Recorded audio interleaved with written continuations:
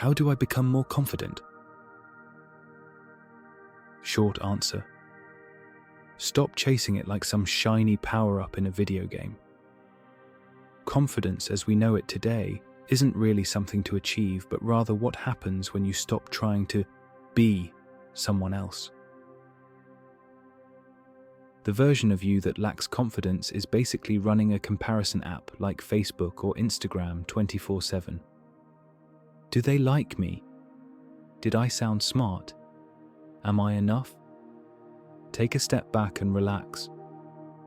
Who is it that is asking those questions? Could it be a fictional version of you built out of insecurity and second-hand standards? It's like trying to win a race where the finish line moves every time you get close. Confidence is the side effect of not faking it anymore. We all know the phrase, "fake it till you make it." That should be banished from our vocabulary as fast as possible. But my favorite content creator tells me to do that all the time, and he is rich and living his best life. Are you sure about that?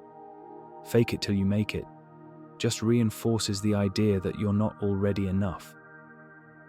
Actually, not caring if you're enough is the proverbial goal here, for the lack of a better word. Stop trying to upgrade your personality like it's a product. That leads you to speak more clearly and intentionally. Why? Because you're not busy editing or self-censoring yourself mid-sentence. Eye contact comes easy when you're not running a live simulation of being judged all the time. All you do is show up. Newsflash, you are not perfect. Nobody is, no matter how much they try to project that to the outside world. And that's what people respond to.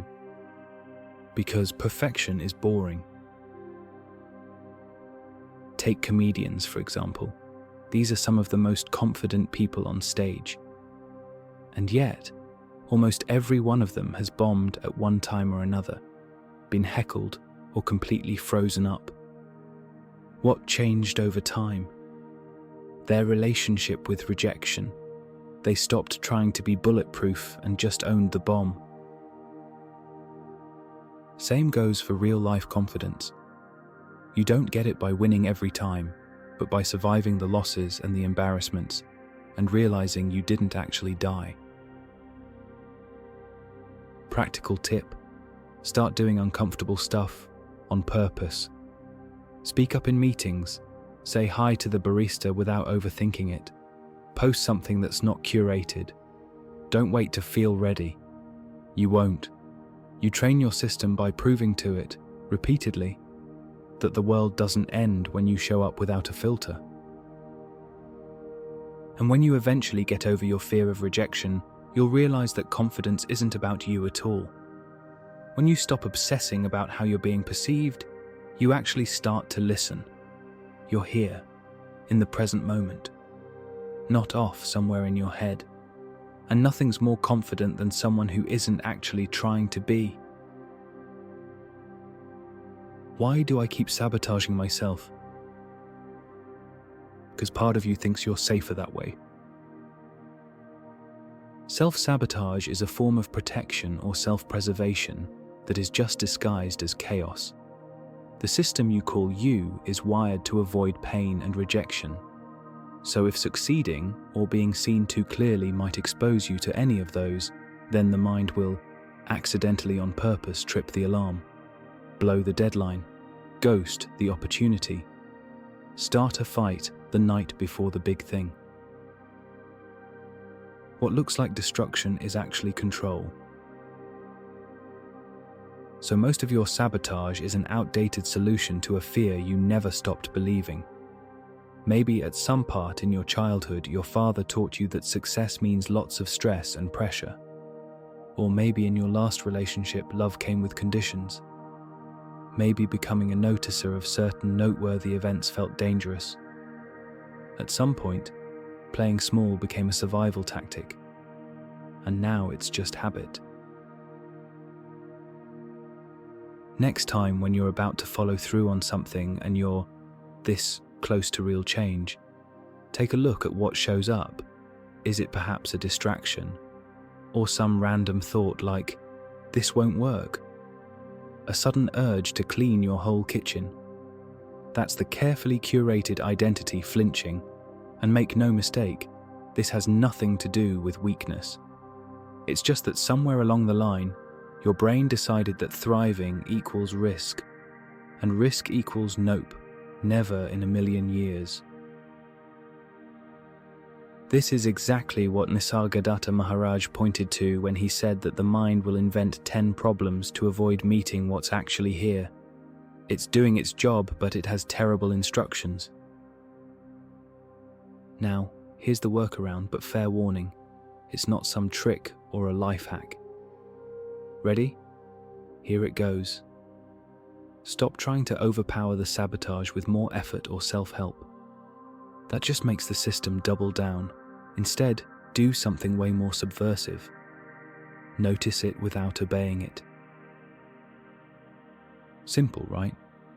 So, the next time that little inner voice says, skip this one, just watch it.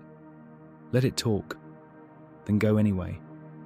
Don't wait for the green light, the one where your nervous system suddenly feels ready. Fuck that. That light never turns on. People sabotage themselves when they're still waiting for permission. Freedom is when you stop asking for it. Just look at people with stage fright. Many of them aren't actually afraid of speaking, but afraid of being seen while unsure. But once they do it, any of those who get through it realize the fear peaks, then disappears. They might shake in the beginning, but it then stops.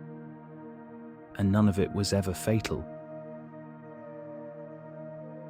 Same goes for you. Self-sabotage ends when you realize it's just an old safety system. Feel the fear and do it anyway. Why do I feel disconnected from everything? Because you've been trained to confuse thinking about life with being alive. Modern culture is a machine built on simulation. Scroll feeds instead of actually conversing with real people. Watch content instead of creating it yourself. Plan forever instead of just doing it. Meditate on awareness instead of just being aware. You don't feel disconnected because something's wrong with you, but because you've outsourced your presence to second-hand versions of reality. And deep down, something in you knows it. Feeling disconnected is a signal that the identity you've built isn't actually in life, but orbiting it. Krishnamurti talked constantly about how we confuse knowledge with understanding, belief with insight, and control with intelligence. And as long as you're wrapped up in the story of me trying to figure out life, you're essentially standing outside the party, trying to enjoy it by reading the menu. But while the disconnection might feel real, it's actually not. If you were a guitar, you're simply tuned on the wrong frequency. What frequency is that? So-called mind noise. Instead of noticing the fact that you are here, the mind just gets too loud to hear it. You are already the self, the infinite. The only problem is that you think you're not. The disconnect happens the moment you believe that I'm separate, I'm behind, I'm lost. What happens after is usually you trying to reconnect through effort, more books, more goals, more healing. But it doesn't work because the part trying to reconnect is the one that imagined separation in the first place. So what do? Nothing. Just stop trying to fix something. The disconnection is not personal or even permanent. All it is a signal that your attention has been hijacked. Unplug. Go analog. Do something real, like going for a walk. dancing in the street even if everyone thinks you're some weirdo, stare at a wall, or just be bored. We will definitely talk about boredom in the future, so stay tuned for that.